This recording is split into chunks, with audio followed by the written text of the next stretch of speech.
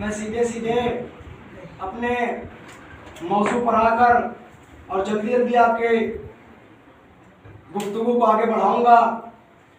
खुदावंद आलम इरशाद फरमा रहा है, कुल्ला अस्अलुकुम अलैहि अजरन इल्लल मवद्दता फिल कुर्बा। रसूल, इन लोगों से कह दो, आखिर किन लोगों से कहलवाना चाह रहा है? इन लोगों से कह दो कि जो कह रहे हैं कि ए रसूल, तुमने हम तक नमाज पहुंचाई, तुमने हम तक रोज़ा पहुंचाया, तुमने हमको हज बताया, तुमने हमको ज़कात बताई, तुमने हमको हर अहकाम बताए, अब हम इसका तुमको अज्र देना चाहते। देखिए, बहुत तवज्जो चाहता हूँ, ये मत देखिएगा मजमा का में, ये देखिएगा कि मुहिब्बे अहल बैत बैठे हुए हैं। ए रसूल, इनसे कह दो, किन लोगों से? ये लोग जो कहते हैं कि आपने हम तक नमाज पहुंचाई, आपने हम तक रोजा पहुंचाया, आपने हम तक हज पहुंचाया, आपने हम तक ज़कात पहुंचाई, आपने हम तक हर अहकाम पहुंचाए, अब आप इसकी हमसे इसकी अज्र ले लीजिए, हम कुछ इसका बदला देना चाहते हैं। रसूल ने कहा, खुदावंद आलम ने रसूल से कहा है, रसूल इनसे कह दो कि हम तुमसे कुछ नहीं चाहते, अगर कुछ चाहते हैं तो सिर्फ मेरे अहले बैत से मोहब्बत करो। देखिए, तवज्जो चाहता हूँ, बहुत तवज्जो चाहता हूँ। अगर कुछ देना ही है तो मुझे तुम्हारा पैसा नहीं चाहिए, क्योंकि पैसा फना होने वाली चीज है। मुझे तुम्हारा माल नहीं चाहिए, क्योंकि माल फना होने वाली चीज है। लेकिन मोहब्बत कर दे तो उसे दुनिया में भी कामयाबी, आखिरत में भी कामयाबी। एक सलावत का सहारा दो मोहम्मद।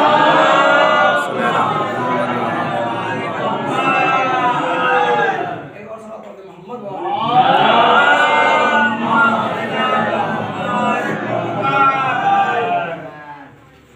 रसूल इरशाद फरमा रहा है कि अगर तुम्हें कुछ मुझे देना ही है, मुझे पैसा नहीं चाहिए, मुझे मालो जेवर नहीं चाहिए, मुझे तुम्हारे घर नहीं चाहिए, तुम्हारे बड़े बड़े महल नहीं चाहिए, अगर कुछ देना ही है तो सबसे छोटी चीज जो तुम्हारी नजर में सबसे छोटी चीज है, किसी से मोहब्बत का इजहार करना, किसी से मोहब्बत करना, सिर्फ और सिर्फ मेरे अहल बैत से मोहब्बत करो। अच्छा, अब ये मोहब्बत और मोहब्बत कहते किसे हैं? देखिए, मोहब्बत भी दो तरीके की होती है। एक तो इंसान सिर्फ ज़बान से कह दे कि मैं आपसे मोहब्बत रखता हूँ, मैं आपसे मोहब्बत रखता हूँ, लेकिन एक इंसान मुंह से नहीं कहता, ज़बान से नहीं कहता, लेकिन फिर भी वो आपसे बहुत ज़्यादा मोहब्बत करता है। कहा इसकी दलील क्या है? मैंने कहा दलील मेरे पास है, बगैर दलील के बात नहीं करूँगा। कहा क्या दलील है? कहा कि एक शख्स आया था इमाम के पास, उसने कहा मौला मैं आपसे बहुत मोहब्बत करता हूँ। देखिए, बहुत तवज्जो चाह रहा हूँ, मौला मैं आपसे बहुत मोहब्बत करता हूँ। ज़बान से ही कह रहा था ना, लेकिन मौला तो दिल की बात जानते हैं। उसने कहा मौला मैं आपसे बहुत मोहब्बत करता हूँ, हाथ फैलाने लगा, मौला मैं आपसे बहुत मोहब्बत करता हूँ। कितनी मोहब्बत करता है? बहुत मोहब्बत करता है। इमाम ने कहा अगर मोहब्बत ही करता है तो तंदूर रोशन इसमें कूद जा। बहुत तवज्जो चाह रहा हूँ, ये तंदूर रोशन इसमें कूद जा। उसने कहा मौला मैं तो आपका चाहने वाला हूँ, इसमें अगर मैं कूद गया तो मैं जल के राख हो जाऊंगा, मेरे बाल बच्चे क्या करेंगे? इमाम खामोश हो गए। इमाम ने कहा इसे भी मैं जवाब नहीं दे सकता। जैसे इमाम ने देखा, अभी इमाम थोड़ी देर के लिए खामोश हुए थे, सामने से चाहने वाला चला आ रहा था। चाहने वाले ने जैसे मौला के चेहरे की तरफ नजर डाली, वो समझ गया शायद मौला मुझे कोई हुक्म देना चाह रहे। बहुत तवज्जो चाहता हूँ, वो समझ गया कि मौला मुझे कोई हुक्म देना चाहते हैं। उसने जूते को पहले उतार दिया, कहा क्योंकि मौला की खिदमत में जा रहा हूँ, क्योंकि मौला की खिदमत में जा रहा हूँ। उसने जूतों को पहले उतार लिया, घोड़े से फौरन जमीन पर आया, मौला की तरफ देखा, मौला ने इशारा किया। जानते हो चाहने वाले का नाम क्या है? उसे हारून मक्की कहते हैं। बहुत तवज्जो। जैसे उसने मौला के चेहरे की तरफ देखा, मौला ने इशारा किया, जैसे इशारा किया तंदूर को उसने देखा, फौरन तंदूर के अंदर कूदा। फौरन तंदूर के अंदर कूदा। जैसे तंदूर के अंदर गया, अभी जो पास में बैठा हुआ था, जो कह रहा था मौला मैं आपसे बहुत मोहब्बत करता हूँ, बहुत तवज्जो, जो कह रहा था मौला मैं आपसे बहुत मोहब्बत करता हूँ, ये बैठा हुआ था, देखता रहा। इसके चैन, इसके दिल में जब चैन ना आया, जब कोई करार ना आया, इसने कहा मौला अब तो जल के राख हो गया होगा, अब तो इसे देख ले। मौला ने कहा जाके तंदूर का जाके पल्ला ढक दे। बहुत तवज्जो, तंदूर का पल्ला ढक दिया गया। अब वो और परेशान, अब तो तंदूर का पल्ला भी ढक दिया गया। अब तो बेचारा उसकी क्या हश्र हो रही होगी तो वही जानता है, उसे क्या मालूम के अंदर क्या हश्र हो रहा है। बहुत तवज्जो, जब वो परेशान हो गया, इमाम ने कहा अब तू ज्यादा ही परेशान हो रहा है, जाके इसे खोल के देख। बहुत तवज्जो चाह रहा हूँ, पूरा वाकया मैंने इसी जुमले के लिए आपको सुनाया है। जैसे ही वो शख्स पहुंचा, उसने जैसे पल्ले को हटाया, अब उसने क्या देखा कि हारून मक्की शोलों में नहीं बल्कि फूल खिल रहे हैं।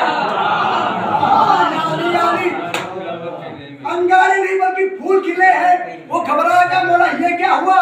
कहा कि तू ज़बानी से मोहब्बत कर रहा है, दिल से मोहब्बत करता है।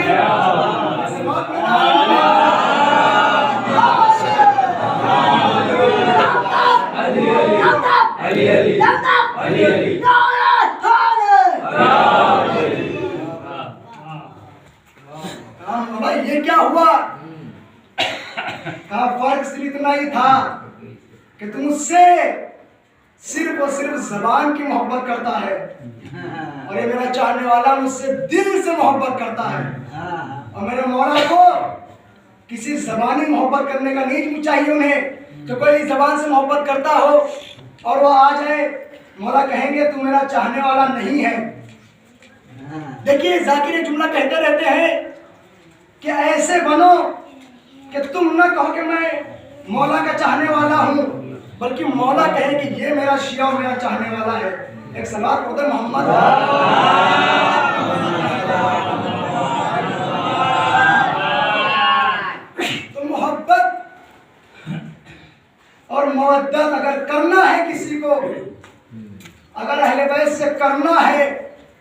तो उसे चाहिए कि वो दिल से करे। सबके सामने बाजार में खड़े होकर, सबके सामने तमाशा बनाकर उसे ये कहने की जरूरत नहीं है कि मैं मौला का चाहने वाला हूं, बल्कि अगर वो अपने घर में इमाम हुसैन अलैहिस्सलाम का फर्श अदा छोटा सा भी बिछा दे तो शायद उसे जन्नत नसीब हो जाए। एक सलात पढ़ते मोहम्मद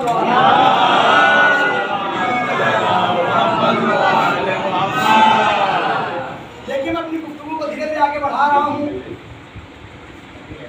जब बात मोहब्बत की चल ही रही है तो मोहब्बत में अगर कोई खुदा से मोहब्बत कर रहा है तो उसकी सबसे बड़ी दलील जो है वो नमाज है। अगर कोई ये दावा करे कि मैं खुदा से मोहब्बत करता हूँ, मैं उसका अब्द हूँ, उससे सच्ची मोहब्बत करता हूँ, तो उसे चाहिए कि वो नमाज पढ़े। क्योंकि जो बाहर से लोग आएंगे, जो देखेंगे, अगर कोई काफिर देखेगा और उसने आपसे पूछ दिया कि आप अल्लाह को चाहते हैं, अल्लाह से मोहब्बत रखते हैं, अहले बैत को चाहते हैं, अहले बैत से मोहब्बत रखते हैं, अगर आपने कह दिया कि हाँ, तो आप फंस गए। क्योंकि वो आपको देख रहा है कि आप नमाज नहीं पढ़ रहे। लेकिन बहुत तो चाह रहा हूँ, वो आपको देख रहा है कि आप नमाज नहीं पढ़ रहे हैं, लेकिन वही जगह पर अगर आप नमाज पढ़ रहे हो, रोजा रख रहे हो, अगर आपके पास पैसा है तो आप ज़कात दे रहे हो, हज कर रहे हो, खुम्स निकाल रहे हो, फिर अगर कोई आपसे कहे कि क्या आप खुदा से मोहब्बत करते हैं, तो आप सर झुकाकर नहीं कहेंगे, बल्कि सर उठाएंगे और कहेंगे हाँ, मैं खुदा से मोहब्बत करता हूँ, मैं खुदा से मोहब्बत करता हूँ। आपको भी शर्मिंदगी कहीं नजर नहीं आएगी, आपका सर हमेशा ऊंचा रहेगा। आखिर जो नमाज तर्क कर देते हैं उनका हाशिर क्या होता है, सिर्फ एक वाक़या मैं आपको बताऊंगा, उनका हाशिर होता क्या है। आपने वाक़या सुना हुआ है आपका, एक समंदर में बहुत सारी मछलियां थी, सब पे रज़ान नाज़िल हो रहा था। देखिए वाक़या आपका सुना हुआ है, लेकिन जहां तक मैं आपको लाना चाह रहा हूँ आप इंशाल्लाह जरूर आएंगे। देखा नबी वहां से गुजर रहे थे, मछलियों ने पूछा, ऐ मछलियों, तुम तो समंदर की जानवर हो, तुम तो समंदर में रहती हो, तुम बताओ मुझे, मैं नबी होकर तुमसे पूछ रहा हूँ कि तुम पर यह अज़ाब क्यों नाजिल हो रहा है। लेकिन बहुत सोच चाह रहा हूँ, तुम पर यह अज़ाब क्यों नाजिल हो रहा है।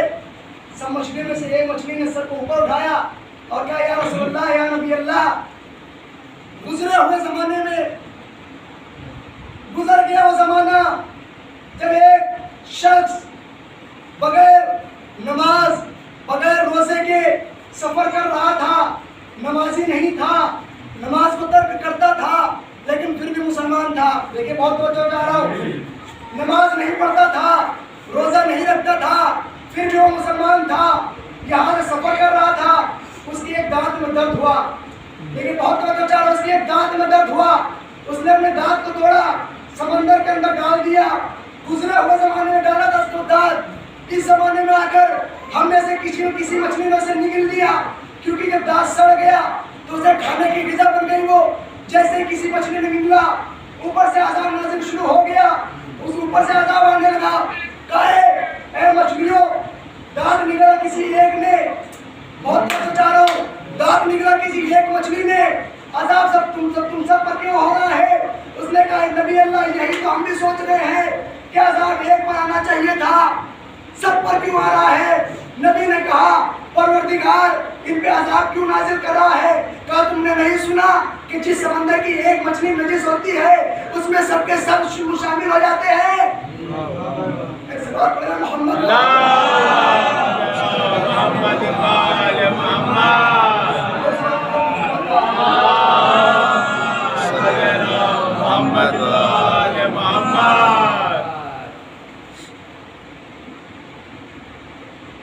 क्या आपने वो कहावत नहीं सुनी कि अगर किसी समंदर में एक भी मछली या कोई किसी सूबे में, किसी शहर में, किसी बस्ती में, किसी गांव में अगर कोई एक गंदा शख्स निकल जाए बाहर, बाकी पूरे सब के सब पाकीज़ा बैठे हों, अगर एक शख्स में से अगर नजीस खड़ा हो जाए, अगर दुश्मन खड़ा हो जाए, अगर नापाक खड़ा हो जाए,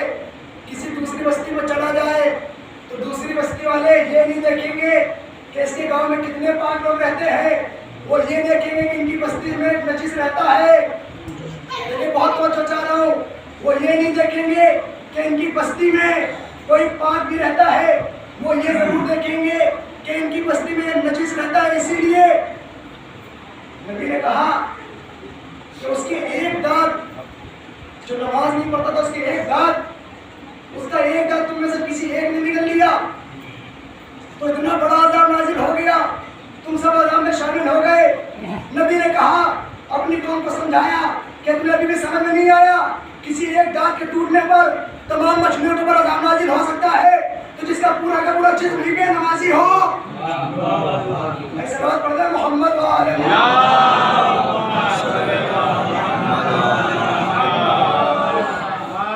देखिए, मैं सोच कर तो बहुत कुछ आया था पढ़ने के लिए, लेकिन ज्यादा वक्त मुझे इतनी मोहलत नहीं देगा कि मैं आपके सामने जितना सोच कर आया इतना पढ़ूं।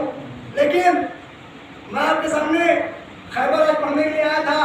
सिर्फ 2 जुमले आपके सामने खैबर पढ़ूंगा, क्योंकि किसी शायर ने कहा है कि अपने बच्चों से खैबर की बातें दोहराते रहा करो, वरना बाद में मत कहते ना कि मेरा नाम बुज़दिल हो गया। ठीक है, वो शेर करबला के ऊपर है, लेकिन मैंने उसे खैबर के ऊपर कर दिया कि अपने बच्चों को करबला की बातें दोहराते रहना, वरना अगर तरफ बुला लगा कि बुज़दिल हो गया तो बाद में मत कह देना कि मेरा नाम बुज़दिल निकल गया। इसलिए क्योंकि अगर करबला की बातें, खैबर की बातें, खंदक की बातें अगर अपने बच्चों से अगर दोहराते रहोगे तो तुम्हारा बच्चा कभी भी बुज़दिल नहीं निकलेगा, हमेशा शेर पर बनकर निकलेगा। अगर उससे हैदर की बातें करवाओगे, उसे हैदर की बातें बताओगे तो वो हैदर की तरह ही निकलेगा, क्योंकि हैदर के मानी है हमला करते हुए शेर के।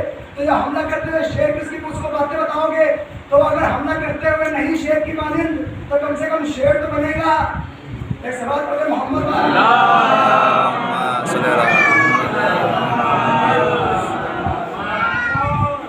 मैं आपको खैबर सुनाने से पहले एक दो वाक़ये यार बहरोल के, जिसे दुनिया दीवाना कहती थी, जिसे दुनिया मजनू कहती थी, जिसे दुनिया को समझती ही नहीं थी, इसके सिर्फ एक दो वाक़या आपके सामने पेश करूंगा।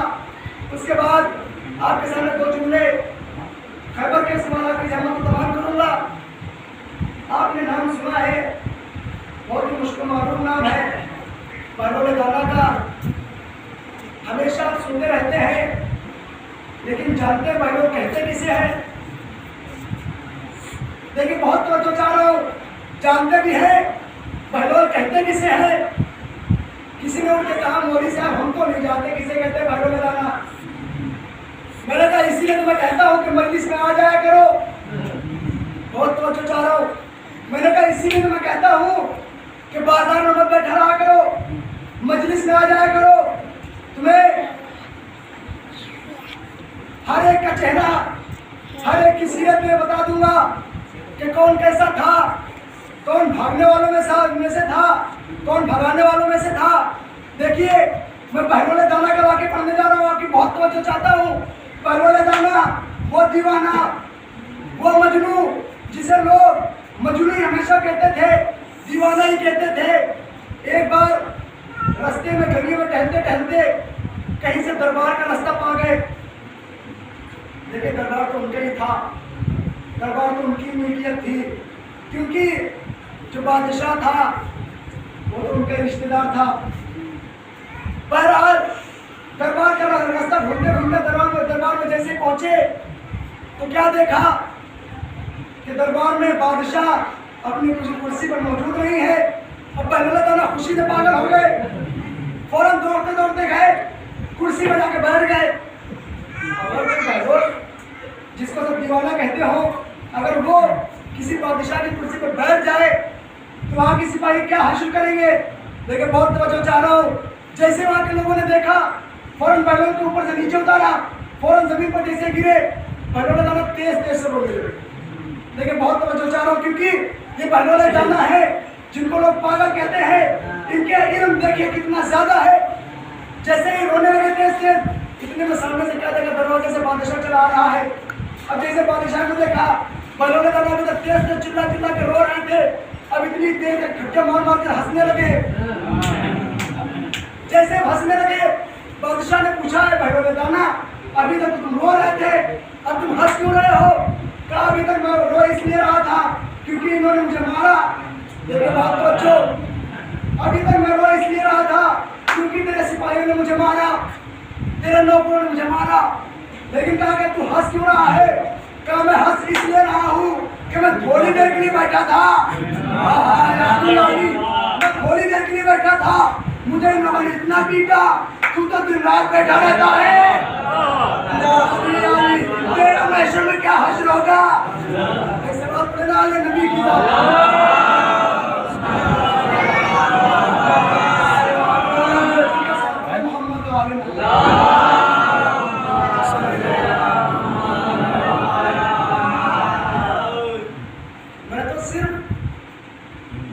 सेकंड के लिए, ये सेकंड की बात छोड़ो, एक दो मिनट के लिए बैठा था, मुझे इन लोगों ने इतना मारा, मेरे अभी भी पीठ दर्द कर रही है। इन लोगों ने मुझे इतना मारा कि मेरा अभी भी सर दर्द कर रहा है। लेकिन तू तो सर दर्द बन के दिन रात बैठा रहता है, अब तेरा क्या होगा महशर के दिन? इतना परेशान हो गया, कहा इसे सब दीवाना कहते हैं, इतनी उनकी बातें लाता कहाँ से है? देखिए, अगर छोटे छोटे आपको वाक्य सुनना ज्यादा पसंद है तो एक छोटा सा और वाक्या, यही पहले दाना दरबार से निकले, समंदर के पास पहुंचे, समंदर में इन्होंने एक गिलास लिया, उसे भरना शुरू किया, भरते हैं फिर उलट देते हैं, फिर भरते हैं फिर उलट देते हैं। दरबार में लोगों ने देखकर कहा, ए बादशाह सलामत, देखिए भाइयों क्या कर रहे हैं, देखिए बहुत तवज्जो चाह रहा हूँ, देखिए भाइयों क्या कर रहे हैं और क्या करना चाह रहे हैं।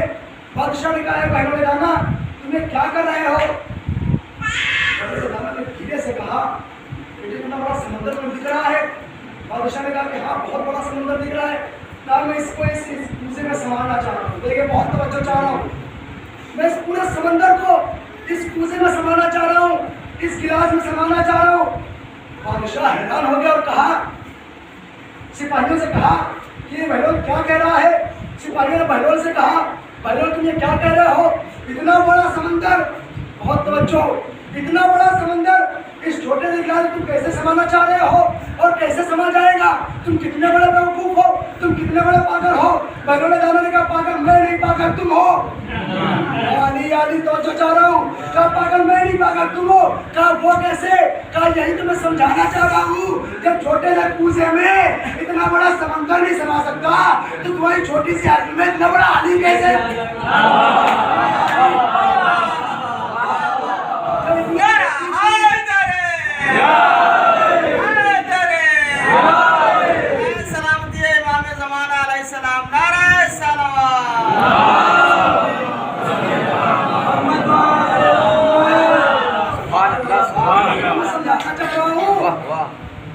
जब इतने छोटे से कूजे में इतना बड़ा समंदर नहीं समा सकता तो तुम्हारी क्यों नहीं समझ में आ जाता कि इतना बड़ा अली की आप कामत जानते हैं क्या है? आप जाहिरी मत देखिए, अली ने खुद ने कहा है कि मैं जमीन से ज्यादा आसमान के रास्तों को जानता हूँ।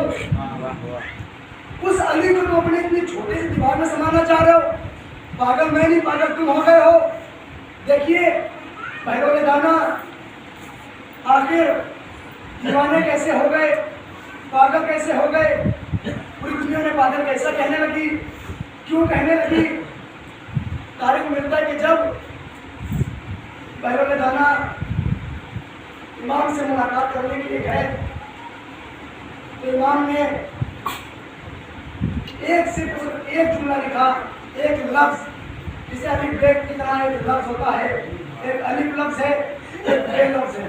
इसी तरीके से इमाम ने सिर्फ एक लफ्ज लिखा और उस कंकरी को कैद खाने से इमाम ने बाहर की तरफ फेंक दिया।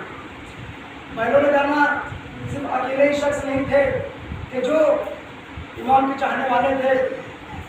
उस वक्त इमाम ने उस कंकरी को उस पर लिख कर इमाम ने कैद खाने से बाहर फेंका तो वहाँ पर कम से कम 4 लोग थे जो इमाम के बिल्कुल उन पर बिल्कुल जान फिदा करने वाले, हर हुक्म का मानने वाले। जैसे वो कंकड़ी बाहर आई, किसी ने उससे कुछ समझकर अपने आप को उसी के अंदर ढाल लिया, किसी ने उसमें ये समझकर कि इमाम शायद मुझे सफर का हुक्म दे रहे हैं, वो सफर पर निकल गया। किसी ने उससे ये समझकर कि शायद इमाम मुझसे पहाड़ पर रहने के लिए कह रहे हैं, वो पहाड़ की तरफ चला गया। लेकिन जाने पिता हो जाए, जाने कुर्बान हो जाए भाई दाना पर, उन्होंने कहा न मैं अपने घर जाऊंगा, न मैं अपने घर से दूर जाऊंगा, न मैं पहाड़ जाऊंगा, न मैं पहाड़ से दूर जाऊंगा, न मैं सफर पे जाऊंगा, न मैं सफर से दूर जाऊंगा, बल्कि मैं इसी शहर में रहकर अपने आप को दीवाना कहलाना कबूल कर लूंगा, लेकिन दुश्मन अली को चैन से ही जीने दूंगा। मैं इसी शहर में अपने आप को दीवाना तो कहलवाना कबूल कर लूंगा, लेकिन अली के दुश्मनों को चैन से नीचे रहने दूंगा। इसीलिए जहां भी बहलोले निकल जाते थे, अपनी सवारी के ऊपर सवार हुए, रास्ते में खूब तेज से चिल्लाते हुए निकलते थे, रास्ते से हट जाओ, वरना अगर मेरी सवारी ने पैर मार दिया, लात मार दी, तो मैं जिम्मेदार नहीं हूँ। एक सलात बंदे मोहम्मद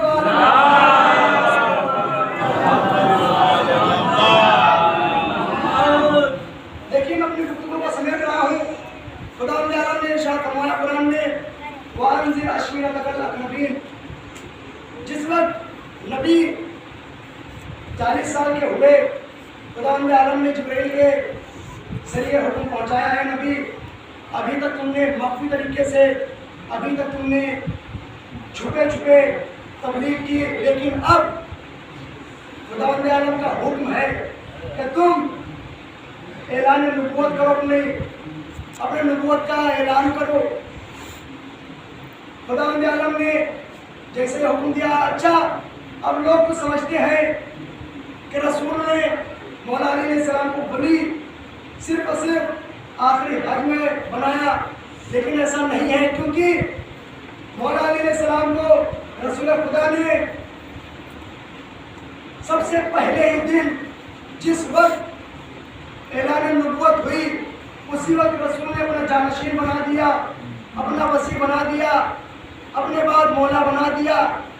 उसकी दलील ये है कि जिस वक्त ये आयत नाज़िल हुई, सीरत फातिमा ज़हरा सलामुल्लाह अलैहा में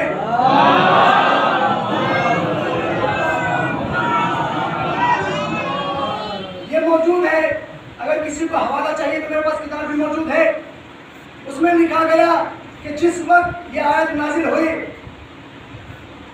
रसूल खुदा ने अपने चचा से कहा, चचा जान, मुझे अब नबूवत का ऐलान करना है, अब मुझे अपनी नबूवत को ज़ाहिरी तौर पर ऐलान करना है।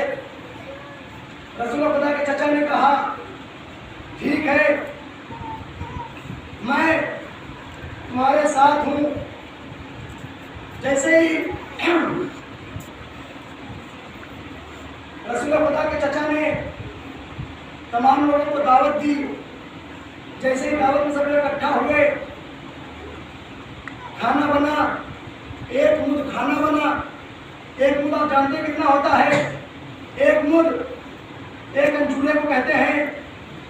एक अंजूरे में जितना आ जाए इसे एक मुद कहते हैं, या अरबी के एतबार से 3.5 किलो को कहते हैं। लोग कितने थे? 40 लोग थे। रसूल खुदा ने कहा कि एक बकरी की रान बनाई जाए।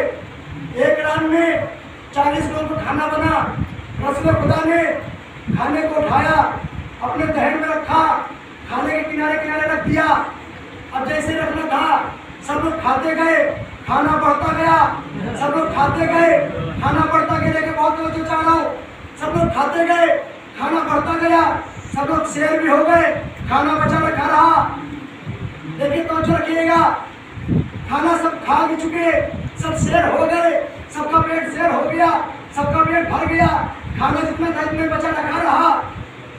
सब लोग जैसे ही खाना खा चुके। रसूल खुदा ने जैसे ही रसूल खुदा खड़े हुए, अभी बोलना चाहते थे, एक दुश्मन उठा, लेकिन नाम नहीं लूंगा, लेकिन आप समझ जाएंगे। एक दुश्मन उठा, उसने कहा कि तुमने नहीं देखा रसूल ने जादू किया है, रसूल ने जादू कर दिया। खाना इतना थोड़ा सा था कि एक दो लोग खा सकते थे, इसमें 40 लोगों ने खाना भी खा लिया। अभी खाना पूरा बचा भी रखा हुआ है। देखिए बहुत तवज्जो चाह रहा हूँ, अभी तुमने नहीं देखा कि खाना सबने खा भी लिया, खाना पूरा बचा हुआ रखा है। अब जैसे सबने सुना तो बात तो सही कह रहा है, सबके सब उठे, चल दिए।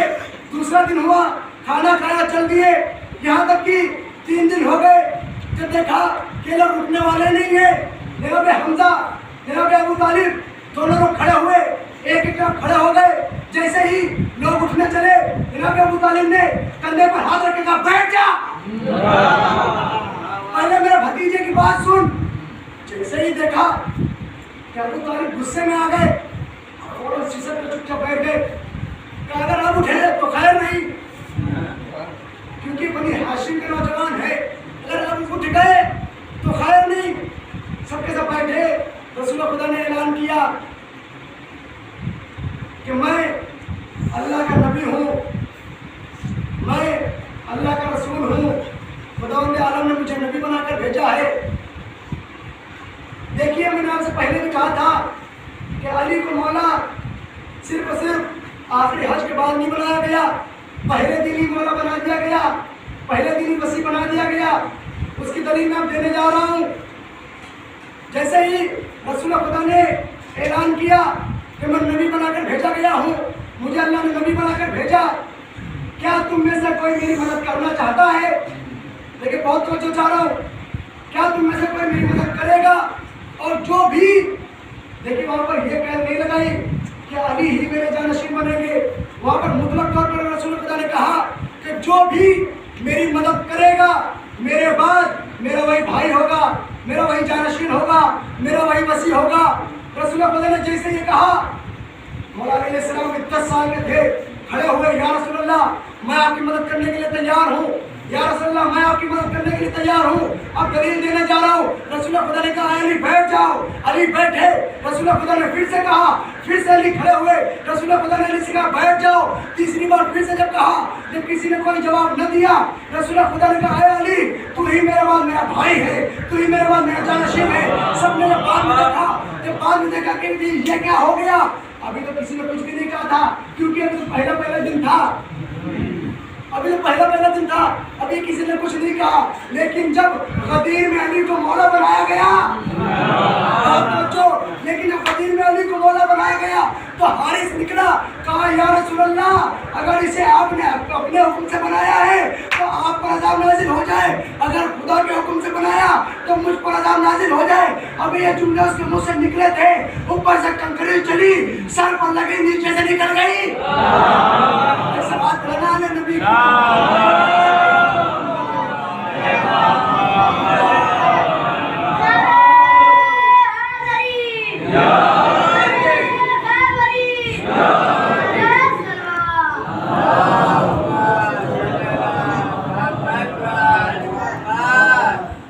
देखिए, क्योंकि मैंने आपसे वादा किया था कि आपको 2 जुमले खैबर के जरूर सुनाऊंगा, 2 जुमले आपको खैबर को सुनाऊंगा, उसके बाद आपके रब्त मज़ाक की तरफ ले चलूंगा। देखिए खैबर आखिर नाम किसका है, किस चीज़ का नाम है खैबर? खैबर कहते हैं जहाँ यहूद और नसारा रहते थे, जहाँ काफिर रहते थे, जहाँ दुश्मनाने अहले बैत रहते थे। कुछ लोगों ने आकर रसूल खुदा को खबर दी, या रसूल अल्लाह हम लोग जब तिजारत करने के लिए जाते हैं तो हमारा जब खैबर से गुजर होता है तो वहाँ पर लोग इतने बहादुर लोग हैं, वो लोग हमारा तमाम माल, तमाम जेवर लूट लेते हैं। रसूल खुदा ने कहा ठीक है, वो तुम्हारा माल लूट लेते हैं, हम उनसे निपट लेंगे। रसूल खुदा ने खत लिखा कि तुम बाहर आ जाओ, मेरे चाहने वालों को मत लूटो, मेरे चाहने वालों को सफर करने दो, मेरे चाहने वालों को तिजारत करने दो। एक बार तो खत लिखा, उधर से कोई जवाब नहीं आया और वो न माने। दूसरी बार खत लिखा और कहा कि अगर तुम न माने तो मैं खैबर को फतह कर लूंगा। देखिए बहुत बड़ा जुमला कह गया मैं। रसूल खुदा ने लिख दिया खत में कि अगर तुम नहीं माने तो मैं खैबर को फतह कर लूंगा, मैं उसको फतह कर लूंगा। देखिए किसी के इलाके को आप अपने इलाके में बैठकर किसी के इलाके में उसको धमकी नहीं दे सकते, क्योंकि अपना अपना इलाका सबका होता है। रसूल खुदा अपने इलाके में बैठकर दूसरे के इलाके वालों को खबरदार कर रहे हैं कि तुम बाज आ जाओ, तुम मान जाओ, वरना मैं तुम्हें खत्म कर दूंगा, मैं तुम्हें खत्म कर दूंगा, दुनिया से मिटा दूंगा, मैं खैबर को फतह कर लूंगा। लेकिन जब वो न माने, रसूल खुदा ने अपना लश्कर तैयार किया। देखिए रसूल खुदा जब निकलते थे तो अली को अपने साथ लेके चलते थे, लेकिन खैबर की तरफ जब निकले तो रसूल खुदा ने अपने साथ अली को न लिया। बगैर अली के जैसे खैबर में पहुंचे, रसूल खुदा खैबर में पहुंचे, तमाम लोगों ने, तमाम मुसलमान थे। देखिए क्योंकि मुझे ज्यादा नहीं सुनानी खैबर, सिर्फ 2 दिन पढ़ने के बाद आपके सामने रखता मसाइब है। रसूल खुदा ने मुसलमान को बुलाया। मुसलमान कहने से आपको तो बहुत ही अच्छे तरीके से समझ जाते हैं कि आखिर मुसलमान कहते किसे हैं। एक मुसलमान को बुलाया, उसे आलम का ज्यादा शौक था। मौलाना रसूल खुदा ने उसे आलम दिया, कहा ये लो आलम, ये लो मुसलमान, ये लो लश्कर, जाओ और जब तक खैबर फतह न कर लेना तब तक वापस ना आना। अभी गए थे, वापस आ गए थोड़ी देर में। रसूल खुदा ने कहा क्या हुआ, फतह कर लिया? उसने कहा यार रसूल अल्लाह क्या करूं, लश्कर में साथ ही नहीं दिया। देखिए बहुत तवज्जो चाह रहा हूं, या रसूल अल्लाह क्या करूं, लश्कर में साथ ही नहीं दिया। लश्कर वालों ने कहा या रसूल अल्लाह ये झूठा है, पहले तो ये भागा था, उसके बाद हम लोग भागे। रसूल खुदा ने कहा कोई बात नहीं। अगला दिन हुआ, अगले दिन रसूल खुदा ने दूसरे मुसलमान को बुलाया। इसकी रफ्तार भागने में तेज थी, बहुत बड़ा जुमला कह दिया आपके सामने। इसकी भागने में रफ्तार तेज थी, ये बहुत तेज भागता था। उसे जैसे आलम दिया, जैसे खैबर के मैदान में पहुंचा, ये खौफ से थर्राने लगा, फौरन तेजी से भागा। रसूल खुदा ने क्या कहा, तुमने फतह कर लिया? उसने कहा या रसूल अल्लाह लश्कर में साथ ही नहीं दिया। बहुत तवज्जो चाह रहा हूं, या रसूल अल्लाह लश्कर में साथ ही नहीं दिया। लश्कर वालों ने कहा या रसूल अल्लाह ये भी झूठा। बहुत तवज्जो, या रसूल अल्लाह ये भी झूठा।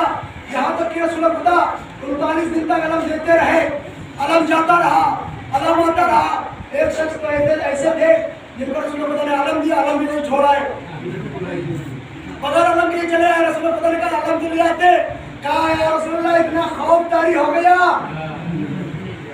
अब रसूल खुदा ने जब देखा तो मैंने 40 दिन का वादा किया था कि 40 दिन में खैबर को फतह करूंगा। 39 दिन हो गए। जैसे ही रसूल खुदा थोड़े से परेशान हुए, खुदा ने जिब्रील को नाज़िल किया और कहा जाकर रसूल से कह दो कि अली को बुलाओ। बहुत तवज्जो चाह रहा हूं, खुदा ने जिब्रील से कहवाया जाकर कह दो कि अली को बुलाओ। रसूल खुदा ने रात में कहा कि मैं कल अलम उसे दूंगा जो मर्द होगा। देखिए बहुत तवज्जो चाह रहा हूं, मैं कल अलम उसे दूंगा जो मर्द होगा, करदार होगा, गैर फरार होगा, बढ़ के हमला करने वाला होगा। अब एक शख्स थे, वो कहते हैं, सही मुस्लिम में रिवायत मौजूद है, वो कहते हैं कि मैं कभी भी अलम के लिए इतना परेशान न हुआ। मैं कभी सोचता ही नहीं था कि मुझे कहीं अलम मिले, लेकिन मैं उस रात इतना परेशान था कि सुबह मुझे अलम मिल जाए, मुझे अलम मिल जाए, क्योंकि रसूल खुदा ने कहा करने वाला मुझसे दूंगा जो मर्द होगा। कहने लगे मैं उस रात इतना परेशान था, मैं रसूल खुदा के पास गया और मैंने कहा रसूल अल्लाह कल अलम किससे मिलेगा मुझे बता दे। रसूल खुदा ने कहा कि अभी जाओ। रसूल खुदा ने मुझसे पेंटिंग बता दिया कि अभी तुम जाओ।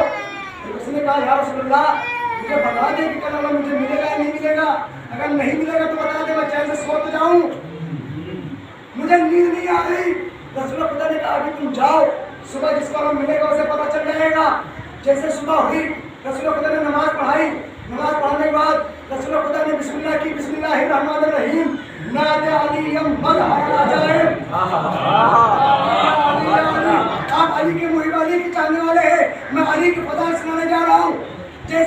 खुदा ने कहा नादे अलीम मज़हरल अजायब।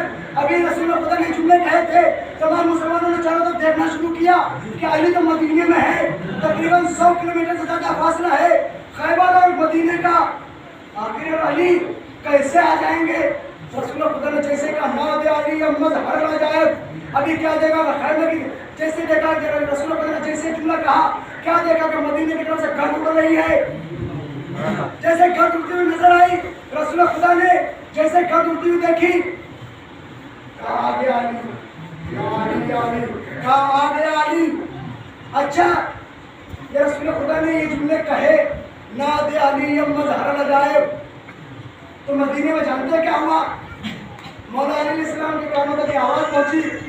इधर सलमान उठे, कमर उठे, मिक़दाद उठे, यासिर उठे। ये है रसूल खुदा के 4 यार। बहुत तवज्जो चाह रहा हूं, ये 4 रसूल खुदा के यार। उन्होंने कहा या अली क्या हुआ, कोई आपने आवाज़ सुनी? रसूल खुदा ने कहा कि हाँ, जाओ मेरे घर से मेरे ज़ुल्फ़िकार लेकर आओ। बहुत तवज्जो चाह रहा हूं, बहुत बड़ा जुमला कहने जा रहा हूं। ऐ सलमान, जाकर मेरी तलवार लेकर आओ। जैसे सलमान दरवाजे पर पहुंचे, जैसे ही दस्तखत दी, क्या देखा? दरवाजा खुला, सामने बुतूल तलवार लेकर खड़ी है, ज़ुल्फ़िकार लेकर खड़ी है। सलमान घबराए, हे बीवी, आपको कैसे पता कि मैं तलवार लेने आया हूँ? आपने नहीं सुना रसूल खुदा से कि अगर एक मासूम कहे तो दूसरे मासूम तक बात पहुंचती है। मोहम्मद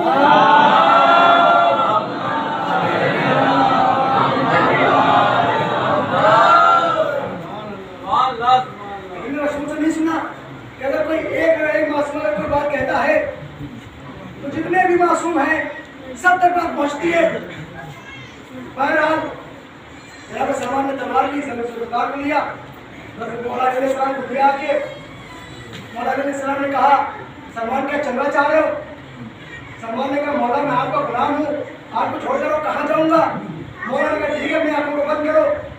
जैसे आंखों को बंद किया, कहा कि मेरे दामन को पकड़ दो। जैसे दामन को पकड़ा, मौला अलैहिस्सलाम ने कहा खोल दो आंखें। जैसे आंखों को खोला, क्या देखा? सामने खैबर का मैदान। जैसे देखा सामने खैबर का मैदान है। अब जैसे रसूल खुदा ने जुमले कहे थे, हम मुसलमान परेशान थे कि अली आएंगे कहाँ से? तकरीबन 100 किलोमीटर से ज़्यादा फासला था और ये उस वक्त प्लेन तो चल नहीं रहे थे जो 5 मिनट में यहाँ से दिल्ली पहुँचकर वहाँ से फ्लाइट करके सीधे ईरान, वहाँ से फ्लाइट करके सीधे दुबई, वहाँ से फ्लाइट करके सीधे अमेरिका।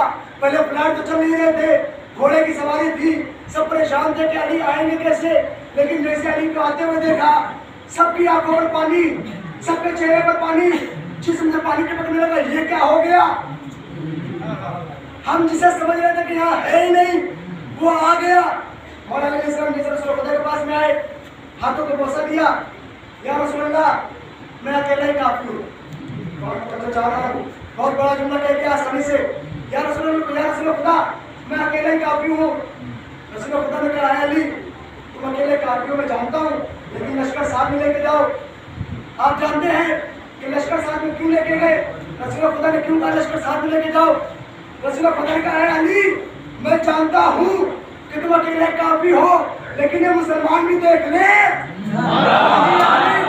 ये मुसलमान भी देख ले कि मेरा अली काफी है।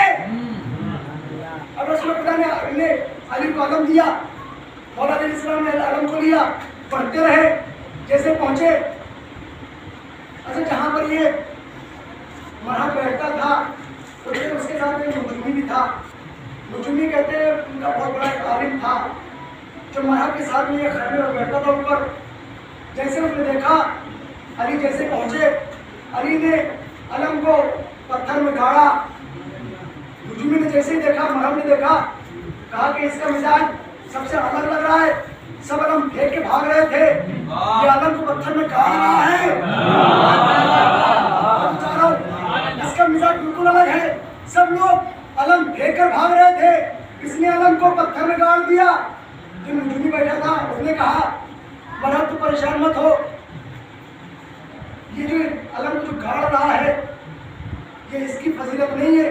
कहा फिर, कहा कि एक सितारा है वो जब सामने आता है, बहुत तो चारों, जब वो सामने आ जाता है तो लोहे के लिए पत्थर मोम बन जाता है। जैसे इसने नुजूमी ने जुमला कहा, इमामत की कानों तक जुमले पहुंचे, इमाम ने पत्थर से अलम को फिर से उखाड़ा, बहुत तो चारों, अलम को फिर से उखाड़ा, फिर से गाड़ा, फिर से उखाड़ा, फिर से गाड़ा। तकरीबन 9 बार इमाम ने पत्थर में अलम को गाड़ा, फिर से उखाड़ा। तकरीबन 9 बार इमाम ने पत्थर में गाड़ दिया अलम को। नुजूमी ने परेशान होकर कहा कि यह फजीलत इसी की है। मौलाना ने कहा तू कह रहा था कि इसकी फजीलत नहीं है, ये इसकी करामत नहीं है, अभी तो पलट कैसे गया? उसने कहा कि ये सितारा है, ये सामने आता है, लेकिन मैं भी देख रहा हूँ कि जब ये आता है, तो जो चारों देखिए जुमला देने जा रहा हूँ, बहुत बड़ा जुमला, जब ये आ जाता है तब पत्थर मोम बनता है, लेकिन मैं भी देख रहा हूँ जितनी बार उखाड़ता है सितारा हट जाता है, जितनी बार उखाड़ता है सितारा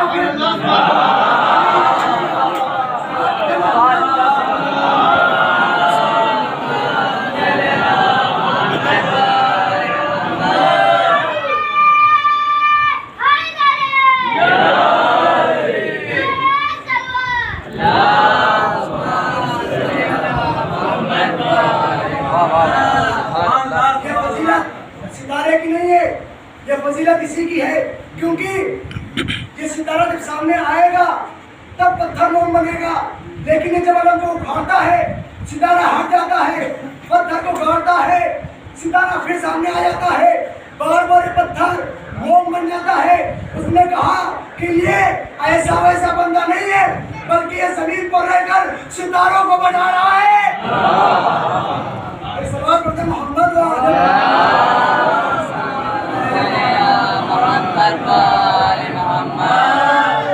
ऐसा वैसा बंदा नहीं है, ये जमीन पर रहकर सितारों को कहाँ पे जाने उसे हुक्म दे रहा है, उसे कहाँ पर कब आना उसे हुक्म दे रहा है।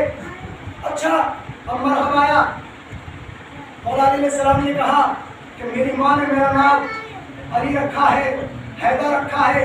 अच्छा, जहाँ भी मौला अलैहिस्सलाम की आप हर जंग देख लीजिए उठाकर, जहाँ भी मौला अलैहिस्सलाम जंग करने के लिए गए हैं वहाँ पर यही जुमला कहा कि मैं अली इब्न अबी तालिब हूँ। ये कहीं पर नहीं कहा कि मैं हैदर हूँ, लेकिन जैसे खबर में आए मौला अलैहिस्सलाम ने कहा कि मेरी माँ ने मेरा नाम हैदर रखा। यहाँ पर दो ही बातें हो सकती हैं, या तो मौला अलैहिस्सलाम बताना चाह रहे हैं जैसे मेरा बाप बाकमाल है ऐसे मेरी माँ भी बाकमाल है, या दूसरी बात ये कि मरहब को बताना चाह रहे हैं कि तेरी माँ ने मुझसे लड़ने के लिए मना किया था। अली आप अभी तक पहुंचे नहीं, शायद अली अपनी माँ की फजीलत बताना चाह रहे थे, या मरहब को उसकी औकात बताना चाह रहे थे कि तेरी माँ ने तुझे घुट्टी में ही पिला दिया था कि हैदर मानी शख्स से मत करना वरना मारा जाएगा। अच्छा, फिर भी उसने सोचा कि शायद हो सकता है वो दूसरा कोई हैदर हो, ये हैदर ना हो। मौला अलैहिस्सलाम ने मरहब से कहा कि मरहब हमला कर। मौला अलैहिस्सलाम ने तलवार में निकाली, जैसे उसने हमला किया, रिवायत में ये रिवायत मौजूद है, किताबों में रिवायत मौजूद है, जैसे उसने हमला किया मौला अलैहिस्सलाम ने उसको एक हाथ से पकड़ा, जमीन पर फेंका, उसको एक हाथ से पकड़ा, जमीन पर फेंका।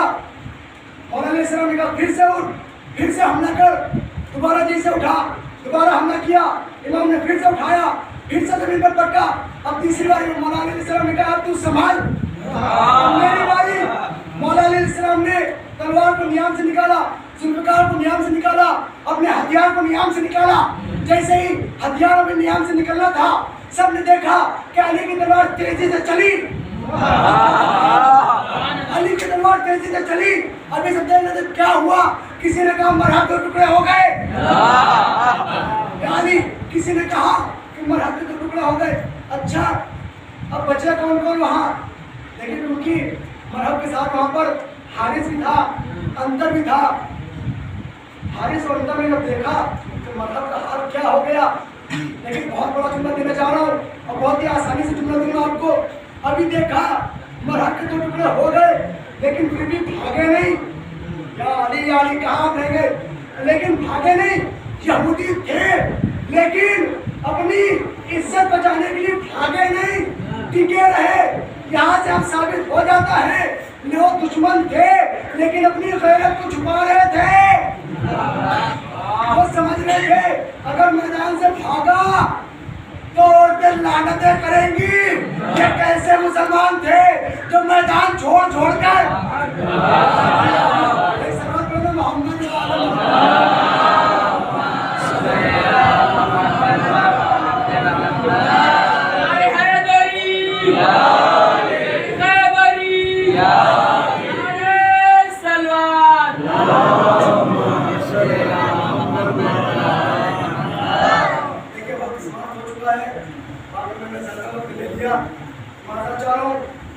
लेकिन खैबर अगर इंसान को पढ़ने पे आ जाए तो फिर खैबर पढ़ने वाला यहाँ नहीं रहता बल्कि सीधे नजफ पहुँच जाता है।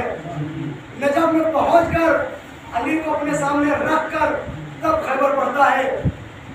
मैंने आपका ज्यादा वक्त ले लिया, अब ज्यादा नहीं दूंगा। उसी वही अली जिसने खैबर को फतह किया, जिसने खंदक को फतह किया, जो जिस जंग में गया वहां से फातह होकर वापस आया, वही अली जब रसूल की वफात हुई, रसूल खुदा ने कहा है अली तुम अपने हक के लिए लेकिन मसाल में ज्यादा नहीं पढ़ सकता क्योंकि इतनी मेरा अंदर कुव्वत नहीं रह गई है कि मैं आपको मसाल ज्यादा सुनाऊं। अली तो अपने हक के लिए कभी तलवार न उठाना। मौला अली ने सलाम को उसको निभाया भी, गले में रस्सी का फंदा डाल दिया गया। अली ने लेकिन तलवार न उठाई। शहजादी के ऊपर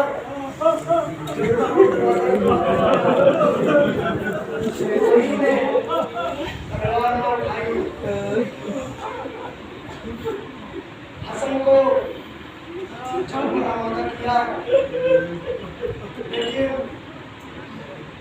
कहीं पर भी तलवार लेकिन जब मौला अली सलाम की शहादत हो गई, सैयदा की शहादत हो गई, हसन को से शहीद कर दिया गया। सलाम मदीने में जब हुसैन को मदीने में रहने दिया गया, हुसैन ने नारा की तरफ लगाया, हर शब अगर आपकी कब्र के ऊपर दिया जाया करता था मुसलमान, अगर मुसलमान जो मदीने में अब ये तेरा हुसैन मदीना छोड़कर जा रहा है।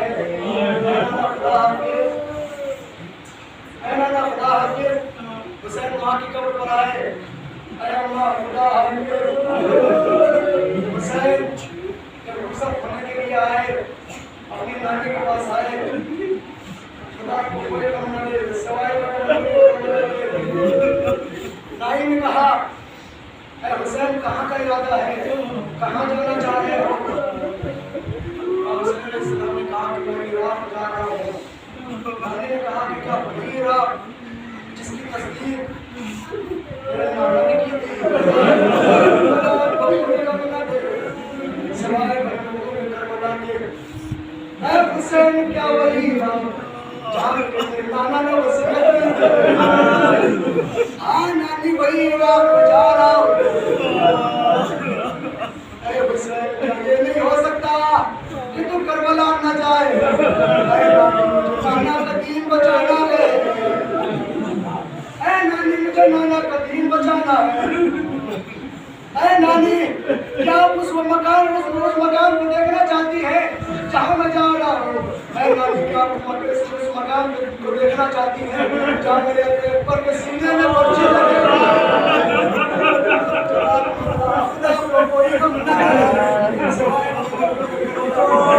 नानी क्या उस मकान को देखना चाहती है जहाँ मैं करीब हो जाऊंगा?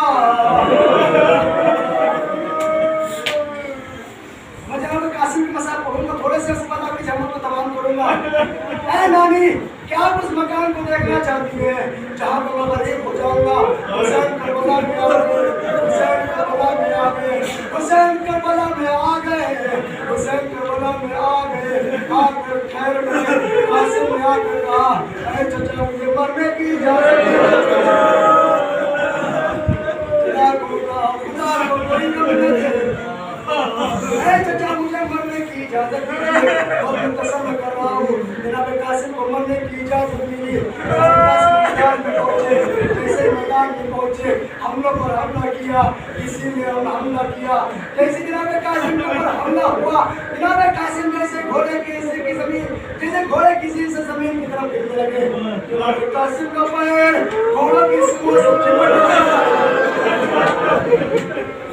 खुदा को कोई कम न दे। जैसे जनाब कासिम का पैर घोड़े की सूंड से चिपट गया, जैसे जनाब कासिम का पैर घोड़े की रकाब में फंस गया, जनाब कासिम घोड़े के साथ फिसलने लगे। फिसलते आवाज दे रहे हैं, ऐ चचा मेरी मदद करो, ऐ चचा मेरी मदद करो। इधर से वाला अब्बास चले, उधर से दुश्मन ने अशकिया ने देखा कि अब्बास आ रहे हैं।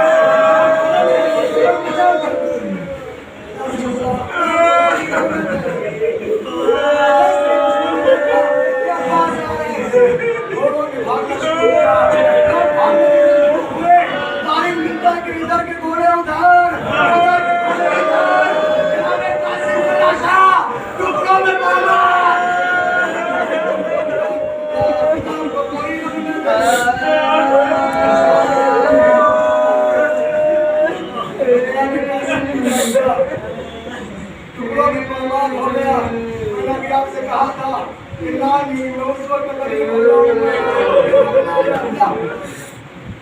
जैसे ही हुसैन ने टुकड़ों को देखा, इमाम हुसैन अलैहिस्सलाम ने कहा अभी तक जो भी आया था उसकी मैं लाश लेकर गया, कैसे लेकर जाऊं जज़ाकुमुल्लाह। हुसैन ने अपनी अबा को उतारी, जमीन पर बिछाया, आसमान की तरफ देखकर कहा अल्लाह मैं गरीब हो गया।